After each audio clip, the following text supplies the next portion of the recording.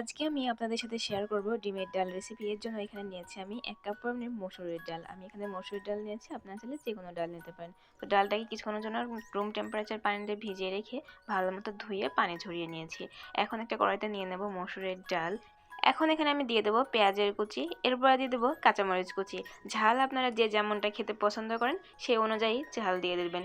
এরপর দিয়ে দেবো রসুন বাটা, আদা বাটা, নুন দিয়ে দেবো স্বাদ মতো। আমি এখানে অল্প একটু নুন ব্যবহার করছি, আপনারা যে পরিমাণে রান্না করবেন সেই পরিমাণে দিয়ে নেবেন। দিয়ে দেবো মরিচের গুঁড়ো, দিয়ে দেবো জিরার গুঁড়ো, এরপর এখানে দিয়ে দেবো ধনিয়া গুঁড়ো। আপনারা চাইলে এটা দিতেও পারেন অথবা স্কিপ করতে পারেন। দিয়ে দেবো হলুদের গুঁড়ো, এটা অপশনাল। এরপরে দিয়ে দেবো রান্নার তেল। আমি এখানে সয়াবিন তেল ব্যবহার করেছি, আপনারা চাইলে সরিষার তেল অথবা যে কোনো তেল ব্যবহার করতে পারেন, কোনো সমস্যা নেই। তো ডালটাকে খুব ভালো মতো নেড়ে মিশিয়ে নেব, হাতের সাথে মিশিয়ে নিয়ে দিয়ে দেবো হালকা কুসুম গরম পানি। আমি কিন্তু প্রতিটা রেসিপিতে আপনাদেরকে বলে দিই, প্রতিটা রান্নার ক্ষেত্রে গরম পানি ব্যবহার করবেন। এতে কী হবে, রান্নাটি কিন্তু মজাদার হবে এবং দ্রুত সময়ের মধ্যে হয়ে যাবে। এখন ঢাকনা দিয়ে ঢেকে মিডিয়াম আঁচে আমি রান্না করে নেব। কিছুক্ষণ ঢাকনাটা সরিয়ে নিলে দেখতে পাবেন ডালটা কিন্তু খুব ভালো মতো সিদ্ধ হয়ে গেছে। এখন একটা খুন্তির সাহায্যে ডালটাকে ঢেলে নেড়ে নেব আমি। ডালটা এখন একটা সাইডে নামিয়ে রাখবো। এখন আমি এখানে ডিমটা ভেজে নিব। এখানে আমি আগে থেকেই ডিমটা সিদ্ধ করে নিয়েছিলাম, আপনারা চাইলে আপনাদের পরিমাণ মতো ডিমটা সিদ্ধ করে নিতে পারেন। এখন একটা প্যানে তেল গরম করে নিব। এখানে আমি সয়াবিন তেল ব্যবহার করেছি, আপনারা চাইলে সরিষার তেলও ব্যবহার করতে পারেন। তেলের মধ্যে আমি সামান্য পরিমাণে হলুদ দিয়ে দেবো। হলুদটা দিয়ে ভালো মতো নাড়াচাড়া করে ডিমগুলো এর মধ্যে ছেড়ে দেবো। ডিমগুলো খুব ভালো মতো নাড়াচাড়া করে ভেজে নিতে হবে। আসসালামু আলাইকুম দর্শক, আপনারা সবাই কেমন আছেন? আশা করি আপনারা সবাই ভালো আছেন। আজকে আমি আপনাদের সাথে শেয়ার করব ডিমের ঝোল ডাল রেসিপি। এই ডিমের ডাল রেসিপিটা কিন্তু খুবই মজাদার। এটা আপনি পোলাও, সাদা ভাত, রুটি বা পরোটা যে কোনো সাথে খেতে খুবই ভালো লাগবে।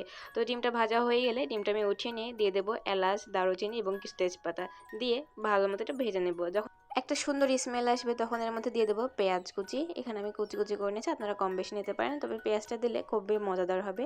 এখন এর মধ্যে আমি দিয়ে দিব টমেটো কুচি। এটা হচ্ছে অপশনাল, আপনারা চাইলে দিতেও পারেন অথবা নাও দিতে পারেন।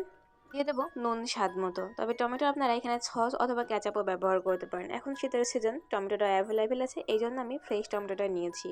টমেটো দিলে ডালটা কিন্তু একটা আলাদা টকটক একটা স্মেল ফ্লেভার আসবে, যে খুবই খেতে টেস্টি হবে। দিয়ে দেবো মরিচের গুঁড়ো 1 চামচ পরিমাণে, ধনিয়া গুঁড়ো 1 চামচ পরিমাণে, জিরা গুঁড়া এবং হলুদের গুঁড়া, গরম মশলার গুঁড়া দিয়ে সবগুলো উপাদান আবারও একটুখানি পানি দিয়ে খুব ভালো মতো কষিয়ে নিতে হবে। আমি কিন্তু প্রতিটা রেসিপির ক্ষেত্রেই বলে দিই আপনাদেরকে, অবশ্যই কিন্তু মশলাটা খুব ভালো মতো কষাতে হবে।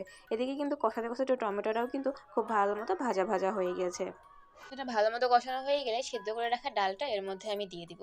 ডালটা দিয়ে খুব ভালো মতো নাড়াচাড়া করে মিশিয়ে নেব এবং ডিমগুলো এর মধ্যে দিয়ে দেবো। ডিমগুলো দিয়েও ভালো মতো নাড়াচাড়া করে মিশিয়ে নেব। কিছুক্ষণের জন্য ঢাকনা দিয়ে ঢেকে রান্না করে নিয়ে এর মধ্যে আমি দিয়ে দেবো কাঁচামরিচ।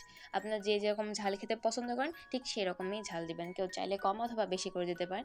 আর এখানে আমি অ্যাভারেজে ঝাল দিয়েছি। এরপর আমি এর মধ্যে অ্যাড করব ধনিয়া পাতা কুচি। এটাও অপশনাল, আপনারা চাইলে দিতে পারেন অথবা স্কিপ করে যেতে পারেন।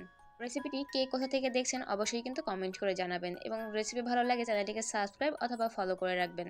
এমন সব মজার মজার রেসিপি পেতে এনা ফ্রেন্ডস বিডি চ্যানেলের সাথেই থাকুন। দেখা হবে নতুন কোনো ভিডিওতে নতুন কোনো রেসিপি নিয়ে। সে পর্যন্ত ভালো থাকবেন সবাই। আসসালামু আলাইকুম, আল্লাহ হাফেজ।